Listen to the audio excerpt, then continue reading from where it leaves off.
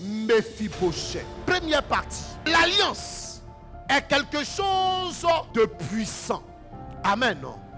Jean chapitre 3 verset 16. Car Dieu a tant aimé le monde qu'il a donné son Fils unique, c'est-à-dire le seul. afin que quiconque croit en lui, Afin que quiconque, c'est-à-dire celui qui croit, celui qui va croire en qui? en lui, En son Fils unique qui s'appelle Jésus, oui, ne périsse point, ne peut pas mourir, mais qu'il ait la vie éternelle. qui est la vie éternelle. L'alliance est donc une relation vivante au sein de laquelle deux parties, je dis bien deux parties, interagissent constamment pour le bien de chacun. Yes. Il y a trois types d'alliances. Le premier type d'alliance, c'est l'alliance entre Dieu et les hommes. Le deuxième type d'alliance, c'est l'alliance entre les hommes et Dieu. Et le troisième type d'alliance, c'est l'alliance entre les hommes. Donc nous avons la croix, l'alliance verticale et l'alliance horizontale. L'alliance verticale, il y a deux entités. Il y a l'alliance entre Dieu et les hommes qui est du haut vers le bas. Et il y a l'alliance toujours verticale du bas, c'est-à-dire l'homme vers Dieu, c'est-à-dire du bas vers le haut. Et il y a l'alliance horizontale, c'est entre les hommes. Vous devez savoir que celui qui fait l'alliance donne toujours quelque chose. Quand Dieu a établi l'alliance entre lui, Dieu et les hommes, comme c'est lui qui a établi cette alliance, c'est lui qui a donné. Donc il a donné Jésus. Amen. Vous devez savoir que lorsque Salomon est allé vers le Dieu très haut pour lui dire, Seigneur, j'apporte quelque chose, je veux établir une alliance avec toi, Dieu a attendu d'abord que Salomon donne. Comprenez le principe. Celui qui rentre en alliance apporte toujours. Un roi, chapitre 3, versets 4 à 5. Salomon arrive à Gabaon et Salomon offre des sacrifices à Dieu. Écoutez-moi bien. David est l'homme selon le cœur de Dieu. Mais Dieu n'est pas descendu pour dire à David, que veux-tu? Salomon n'est pas l'homme selon le cœur de Dieu. Mais Dieu est descendu pour dire à Salomon, qu'est-ce que tu veux que je fasse pour toi? David, selon la Bible, Dieu dit que David est le roi selon son cœur. Mais nulle part on a vu Dieu dire à David, qu'est-ce que tu veux que je fasse pour toi? Salomon n'est pas selon le cœur de Dieu. Vous me comprenez concernant la parole? Je sais qu'il est roi, c'est Dieu qui l'a établi. Toute autorité vient de Dieu. Je ne suis pas en train de parler de ce premier niveau. Je veux amener une personne à aller dans le deuxième niveau de la révélation. Ne restez pas au premier niveau pour dire, mais qu'est-ce que tu allais rencontrer? Je veux parler du contexte que ce que Dieu a dit concernant David et puis ce qu'il a dit concernant Salomon. Est-ce qu'on se comprend bien? Et Salomon n'est pas celui-là selon le cœur de Dieu, mais Dieu est descendu pour dire à Salomon, mon petit, qu'est-ce que tu veux que je fasse pour toi? Hey. C'est-à-dire, celui qui n'était pas comme David, selon le cœur de Dieu, celui-là, il a attiré Dieu. Pour qu'il attire Dieu, c'est que ce petit-là, qui n'était même pas dans le projet de société de Dieu, a amené Dieu à revoir sa copie. Moi que vous voyez, mon père n'avait pas misé sur moi. Mais quand tu es en alliance avec Dieu, ceux qui ne misaient pas sur toi changent leur copie. Je parle à une personne, d'une personne sur qui on ne misait pas. Yes. Donc Dieu a changé sa destinée. Hey. Et c'est lui maintenant qui gouverne la famille. Hey. Je dis, peu importe le milieu dans lequel tu es, on ne parlait pas de toi, on n'avait pas misé sur toi. Je déclare que cette année, à cause de ton alliance, je dis, tout décret qui était pris contre toi est changé maintenant en ta faveur. Au nom de Jésus. Mais pour que Salomon puisse attirer Dieu, c'est que Salomon a posé un acte, dit alliance, Alliance. dit offrande. Offrande. Écoutez-moi bien, on ne peut pas entrer en alliance sans apporter un sacrifice. Vérité. Et quand on parle de sacrifice, on parle de offrande. Les bénédictions terrestres ne doivent pas t'empêcher d'aller en eau profonde. Amen. 1 Roi chapitre 3, versets 4 à 5 et verset 13. Le roi se rendit à Gabaon, on parle de Salomon. Il sacrifia car c'était le principal des hauts lieux.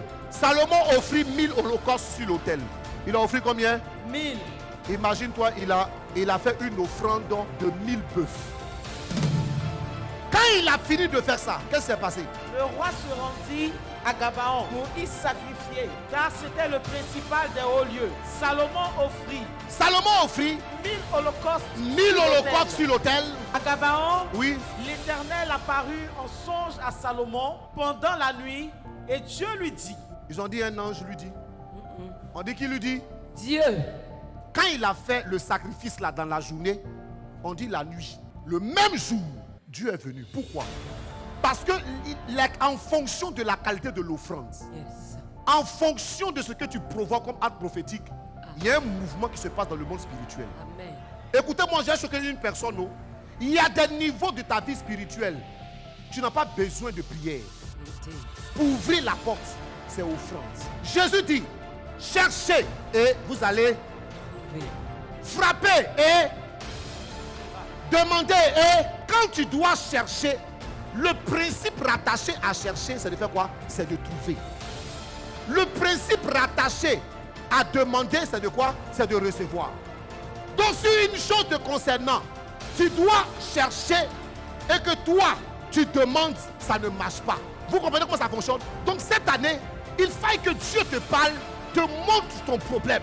La situation que tu vis, est-ce que tu dois chercher pour trouver ou bien tu dois demander pour que quelqu'un te donne ou bien tu dois quoi? Frapper pour qu'on ouvre.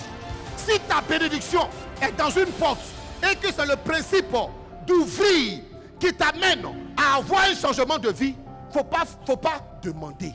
C'est que ta prière est mal orientée. Mais les chrétiens ne sont pas informés. Pourquoi? Parce qu'ils restent toujours au stade de bébé et ils sont là, ils répètent les mêmes erreurs chaque année. Dieu, je vais avancer ce soir. Je veux avancer ce soir. Concernant le principe de Salomon, Salomon était en train de chercher la faveur de Dieu. Il a cherché premièrement et il a trouvé, il s'est rendu compte que en Israël, il y avait plusieurs lieux où il y avait des sacrifices. Mais il a trouvé quoi? Le lieu principal. Puis révélation. Révélation. Première des choses. Donc il est parti où ça? À Gabaon. Tu es là, tu pries, rien n'avance. Dieu va passer par ta collègue, par un ami, ou même tu le promets sur Facebook comme ça, et puis tu tombes sur une petite vidéo de donner la révélation. Quand tu écoutes, quelque chose se passe. Dieu vient de t'amener, tu viens de trouver comme ça le lieu. Amen. Quand tu as trouvé le lieu, tu identifies maintenant ton problème. Tu viens maintenant. Et au cours de la prière, tu frappes. Tu frappes. Tu frappes. Tu continues de frapper. Qu'est-ce qui va se passer? La situation va faire quoi? Va s'ouvrir. Amen. Et tu prends ton témoignage. À Gabaon, l'Éternel apparut en songe à Salomon pendant la nuit et Dieu lui dit: demande ce que tu veux que je te donne. Salomon répondit: tu as traité avec une grande bienveillance ton serviteur David, mon père, parce qu'il marchait en ta présence dans la fidélité, dans la justice et dans la droiture de cœur envers toi. Tu lui as conservé cette grande bienveillance et tu lui as donné un fils qui est assis sur son trône, comme on le voit aujourd'hui. Maintenant, Éternel mon Dieu, tu as fait régner ton serviteur à la place de David, mon père.